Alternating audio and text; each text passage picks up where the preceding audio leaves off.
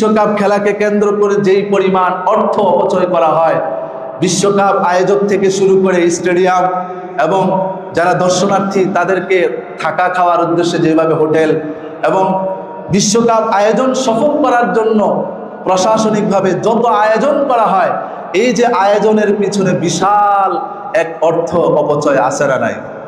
জোরে বলেন, আছে না নাই?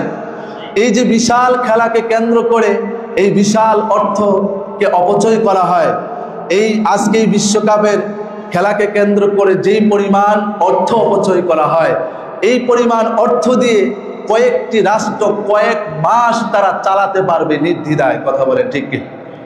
প্রিয় মুসল্লিয়ানে কেরাম, আজকে আমরা দেখতে পাচ্ছি বিশেষ করে পৃথিবীতে কত মানুষ না খেয়ে জীবনযাপন করছে, আছে না নাই? আপনি আফ্রিকার জঙ্গলে যান, সেখানে দেখবেন কত মানুষ, কত ধর্মের মানুষ, কত রঙের মানুষ, কত কষ্টে জীবনযাপন করছে। তারা গাছের লতা পাতা খেয়ে তাদের জীবনযাপন হচ্ছে। তারা ঠিকভাবে খাবার দাবার করতে পারছে না, পরনে পোশাক সঠিকভাবে পরিধান করার মতো তাদের সেই অর্থ এবিলিটি নাই।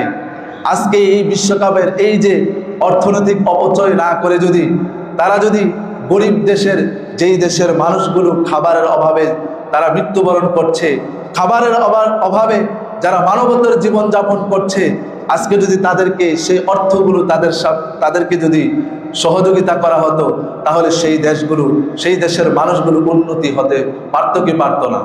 জোরে বলে ঠিক তেমনইভাবে তাহলে আজকে এই বিশ্বকাপ খেলাকে কেন্দ্র করে আজকে যে পরিমাণ অর্থ অপচয় হয়, এবং আমাদের দেশেও এই বিশ্বকাপ খেলাকে কেন্দ্র করে যেইভাবে পতাকা থেকে শুরু করে বাজি ধরে এবং বিভিন্ন মদ জুয়ার আসর বসিয়ে